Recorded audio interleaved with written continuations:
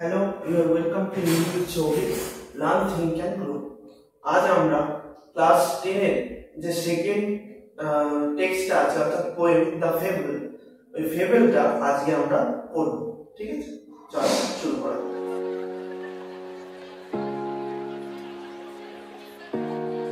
So fable by Ralph Waldo Emerson.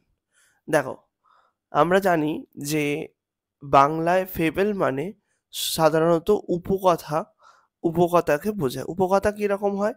উপকথা মানে যেমন ধরো আমরা ঈশপের গল্প পড়েছি, যেখানে প্রাণী পশু পাখিদের নিয়ে গল্প বলা হয়, যেখানে প্রাণী পশু পাখিটা মানুষের মতো করে কথা বলতে পারে, এবং সেই ক্ষেত্রে আমরা দেখতে পাই এবং তার ফলে ওই প্রাণী বা পশু পাখিদের দিয়ে আমাদের সামনে একটা কোনো একটা মরাল, কোনো একটা গল্প আমাদের সামনে তুলে ধরা হয়, সেগুলোকেই আমরা জানি ফেবেল বলে। মানে কোনো একটা ভালো খারাপ ছোট ছোট গল্প, যেগুলো ভালো খারাপ গুণের পরিচয় পাওয়া যায়, সেই রকম বিভিন্ন জিনিস তুলে ধরা হয় আমাদের সামনে। ঠিক আছে, এইবার এখানে পোয়েমটার নাম কেন ফেবেল ধরা হলো? এখানে ফেবেল পোয়েমটাতে আমরা দেখতে পাচ্ছি যে একটা পাহাড় এবং একটা কাঠবেড়ালির মধ্যে বাকবিতণ্ডা চলছে, তাদের মধ্যে ঝগড়া চলছে।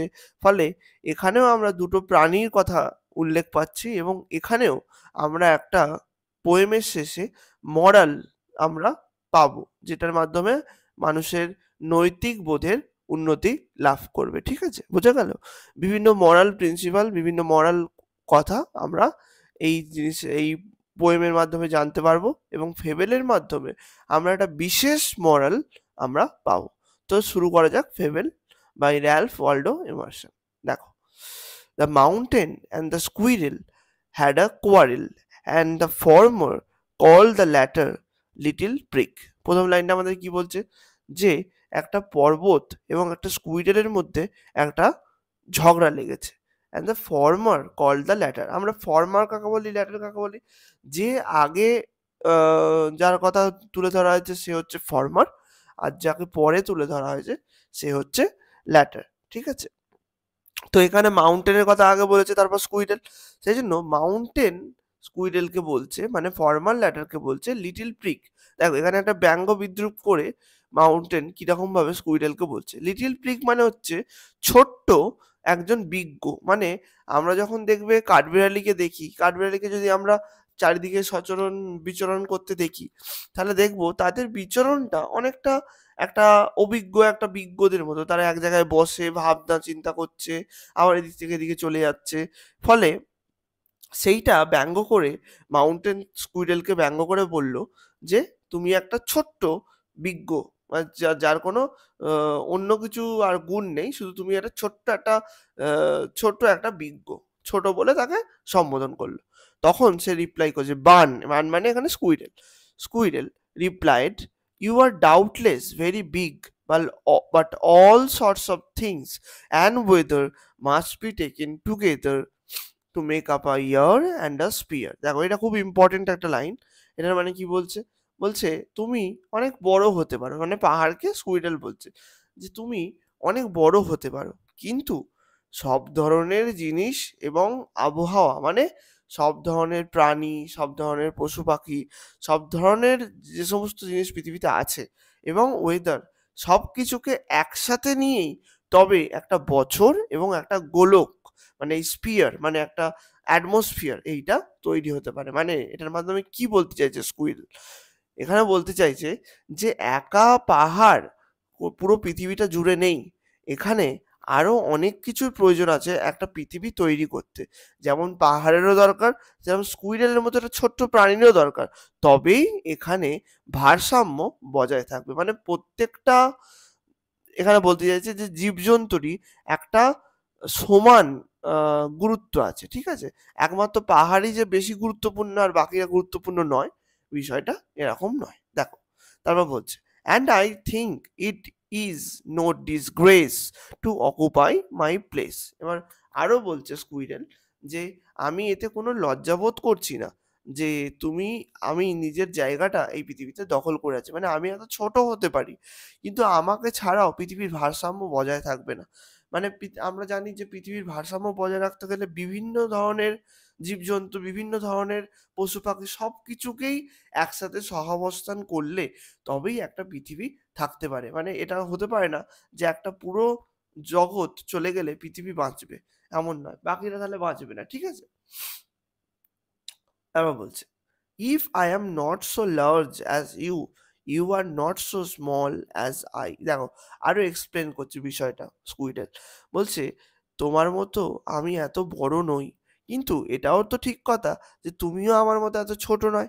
মানে বড় হওয়ার মানে একজন বিশাল আকার ধারণ করারও যেমন একটা গুরুত্ব আছে, যেমন একটা ইম্পোর্টেন্স আছে, সেরকমই একটা ছোট আকারের যে আমি, এটারও একটা ইম্পোর্টেন্স আছে। আমিও তোমার থেকে অনেক কিছুর গুণে ভালো। বলছে "and not half so spry."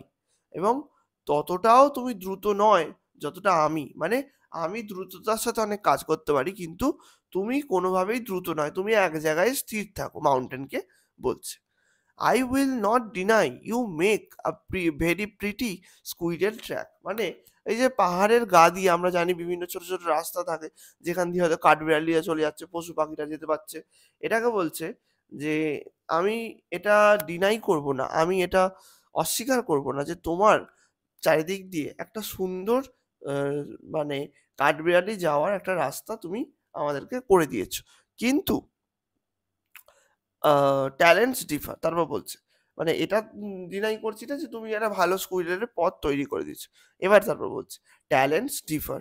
All is well and wisely put. দেখো, এখানে একটা খুব গুরুত্বপূর্ণ একটা কথা বলল যে সবার ট্যালেন্ট, সবার যে মহিমা বা সবার যে আলাদা, আলাদা ভূমিকা পৃথিবীতে আছে। মানে আমরা এটা বলি না যে আমরা আলাদা, আলাদা রঙ্গমঞ্চের জন্য এসেছি। মানে প্রত্যেকের নিজস্ব, নিজস্ব ভূমিকা এই পৃথিবীতে রয়েছে। সেজন্য বলছে সবার ট্যালেন্ট আলাদা। All is well and wisely put.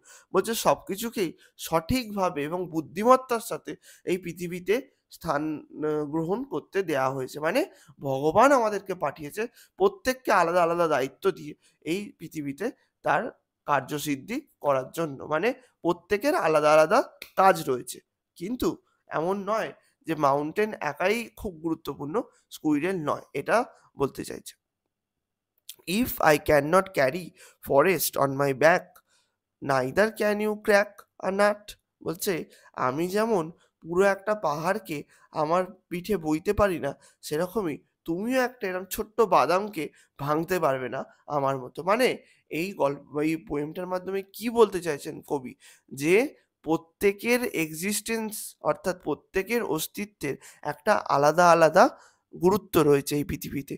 এই পৃথিবীতে এমন নয় যে এ খুব গুরুত্বপূর্ণ কিন্তু ও খুব গুরুত্বপূর্ণ নয়, এরকম কোনো ব্যাপার নেই।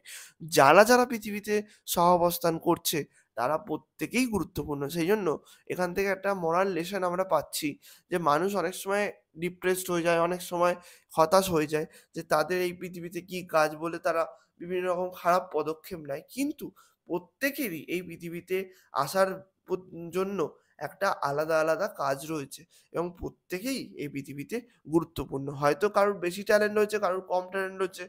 কেউ হয়তো এই কাজটা করতে পারে, কেউ হয়তো ওই কাজটা করতে পারে।